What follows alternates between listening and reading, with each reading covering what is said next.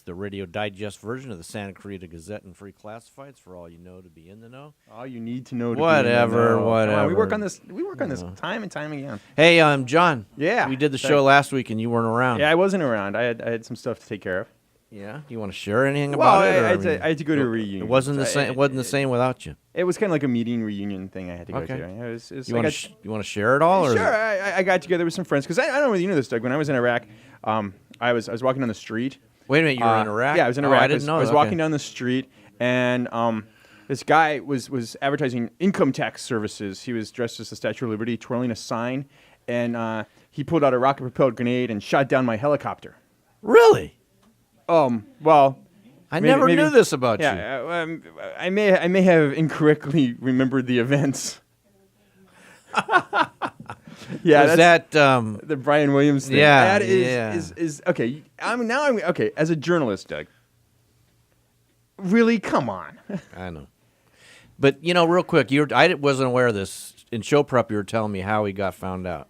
Yeah. Brian Williams. Yeah, there's a couple times. There's a couple of different ways. People fact check everything. Right. And people who don't fact check, or aren't aware that people. The internet nowadays, you can't say 2 + 2 is 4 without somebody checking your facts. In case some of the listeners don't know, Brian Williams, who is the anchor of the NBC Nightly News, came out and said that he was in a helicopter in Iraq and got shot and caught shrapnel and all kinds of other stuff. And told this to David Letterman a few years ago. About probably 10 years ago. It's taken 12 years to come clean. Right. Now, okay, as a journalist, you've written stories like this. Okay, you've written things. Yeah. You got to have a natural inclination to try to embellish the facts and make things a little bit more exciting. Sure, you do. I think it's human nature, and you just got to, you got to kind of catch yourself and just go say, kind of a fact check yourself in a way. Is when you're just writing a story, like when once in a while I'll do an actual factual story, you really have to catch yourself and you try not to editorialize during the story. When you're doing an opinion piece, though, you get a little more where you're just opinionated and your edgy. rant is your opinion, and I understand that. But even with that, you got to still try to stay with the facts, and you don't want to embellish or. Yeah, because I'm sure people catch you in misstatements of fact all the time. Yeah. Not only your opinion, but also the other things that you write. But I think if you get down to it, it's probably and I don't want to get heavy, it's probably some deep emotional thing that Williams has that he feels underappreciated or like he's not a hero like he should be, and people just think he's a news guy, and he wanted to inflate himself. That could be it. But and then it starts. They call it a slippery slope. Yep. Once you start with that, we took shrapnel. Then it was. Oh, shrapnel, really? Then it was, we got shut down, and there was people there who got hurt, and somebody got a Purple Heart, and And then the pilot came forward and my wife, said, Morgan Fairchild, that's the ticket. It's that old Saturday Night Live sketch. Oh, yeah. It's like, come on, man. I mean, you really don't think people are going to fact check you? Yeah. If people fact check the Gazette and call you on your stuff, you're the NBC Nightly News. Yep. His story about Katrina. Remember he was down in New Orleans right after Katrina and said he was in the French Quarter and saw a body floating by and was moved emotionally and this big outpouring. Yeah. I was down in New Orleans. I didn't think it was the French Quarter. No, the water was the didn't Ninth reach Ward. there. Well, remember Dan Rather, he lost his job for that story he did on George Bush not really being a fighter pilot. Yeah, and all he did was believe somebody else. Oh, what was it called? Not gunboat. It was the whole John Kerry thing. Yeah. It's just ridiculous. Yeah. It's just ridiculous. When you get to that position in the media, you really got to fact check, and you cannot be fabricating stories. Actually, I feel kind of sorry for him because he's going to lose his job and a lot of credibility. But absolutely, and in your business, all you have is your credibility, and that's why I like to read the Gazette because it is extremely credible.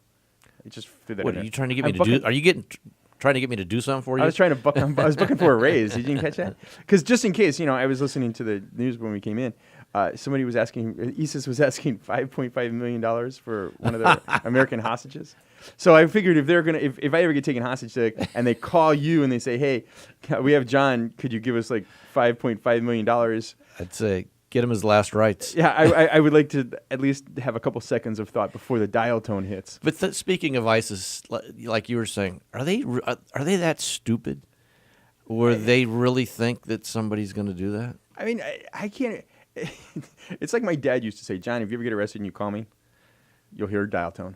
You know, that's what my dad said to me. Yeah, you're going to enjoy jail. And you know what? That's what happened when I got arrested. You got arrested, Doug? That's a long story. Oh, wait, we've got time. We're going to put off the commercials. Doug getting arrested. Many years ago. What, Tuesday? Anyway. Last Tuesday? When was it? Anyway. No, so I just think, I don't know whether they quite understand them. I mean, maybe they've inflated American culture to the point where 5.5, everybody's walking down the street with 5.5 million. Hey, you got change for my $6 million bill? I want to pick up some groceries. Yeah, come on. We don't have time to get into it now, but later on the show we'll have our national correspondent on. But there is one huge mess overseas. Oh, and it's just overseas everywhere. Yeah. Welcome to the world. Welcome to the world. That's a problem. It's getting frightening. That's a problem. We got a lot of stuff going on. We've got the Grammys coming up too. Grammys, that's important. It is. It is. Don't you like watching that show? No. Really? No. If there's an artist, a band I really like, I'll try to catch them, but it's too much pomp and circumstance for me. Wow, you and Mr. Music are going to have it out. It's like did you see the halftime show with Katy Perry? I like the dancing Was she really sharks. singing? Was she singing or not? Somebody tell me if she was singing. I like the dancing sharks. Or was sharks. it lip syncing? I don't know. That's a very good question. We can ask Mr. Burke. All right. You're listening to Gazette Radio Hour. When we come back, we're going to answer the question, was Katy Perry lip syncing? Ooh. The Gazette Radio Hour with Doug and John on AM-1220 KHTS, Santa Clara's hometown station. We'll be right back. Now can we do it, Hannah? Are we good now? Thank you. Anyway, folks, welcome back to Santa Clara's hometown station. Hannah's our board operator. She's starting to irritate me. AM-1220 KHTS, the Gazette Radio Hour with Doug and John. It's that time. What are we talking about now? Hopefully music, I hope. Oh, Mr. Music. Did we get him? An old white guy like you not liking the Grammys. I don't understand that. Mr. Music, hopefully you're there and you can set him straight. Who doesn't like the Grammys? Doug. Me. It's too much pomp, too much dancing, too much. I just want talent, Well, then you're talking to the right guy. Okay. Enlighten me. Enlighten me. You have talent. Oh, you're talent. Oh, no, I don't have talent. If I had talent, I wouldn't be booking it. I'd be doing it. I was going to say, you're going to go over to Doug's house and sing instead of watching the Grammys? What am I missing here? How you guys doing? Good. So, Mr. Music, the Grammys, you excited? This place is buzzing. This is a big time of the year for the 8th floor at 9601 Wilshire here at WME because... Wow, you told out everybody your address. You know that, right? Yeah, I know. Come on by. Audition. Send the tapes. We got a lot of stuff going on, as you can imagine. We have everybody's in town. We have artists coming through. We got managers coming through, and it's real exciting. It's a lot of fun. Good fun time of year. Busy and crazy, but fun. So do record companies, artists, you kind of use this time as some sort of springboard, or? Well, it's obviously a great networking time. Again, being that everybody's in town, and it really is everybody at this point. Of what's going on and what's hip and now in the business. So it's a springboard for networking and for meeting people and for meeting people that you haven't seen in a long time. It's like I said, it's a good time. It's kind of like your Super Bowl. Yeah, like your Super Bowl. Super Bowl, all the football. Like Doug's Super Bowl party? No, kind of like your Super Bowl. Huh? Oh, right, exactly. It is. Thank you. Okay, it is. It's Super Bowl for the music department. It's no question. So what are you going to be doing Grammy night? Well, I am going to be home watching Grammy. Actually, unfortunately, I'm going to be attending a memorial on Grammy night. Oh, I'm sorry about that. So I won't be there. But boy, we have 92 nominations spread across all genres here at WME, and that's over half of what any other competing agency has. So again, that's another reason for our excitement. We got them pop, rock, country, reggae, world music, Christian, traditional, comedy, rap, R&B, and on and on. I mean, if you can name a category of music, we got it. All right. So who are you most excited about winning? Well, I think some of the standouts on our list is Sam Smith, who is, if you don't know who he is, he's a relatively newcomer who has hit big. He sold out 2 nights at the Forum last week, and this guy has 5 nominations at this point. Wow! Including Record of the Year and Album of the Year and Song of the Year. So there's a lot going on with him. Country-wise, we got Miranda Lambert. She's nominated for 4. Yeah. And I have to mention in the country category, there's a personal kind of tug at your heartstrings kind of nomination here with Glenn Campbell. Oh, really? Yes. Yeah, if you don't know, and if you haven't heard, Glenn's been quite ill over the past couple of years with Alzheimer's, and still been performing up until as recently as last year, believe it or not.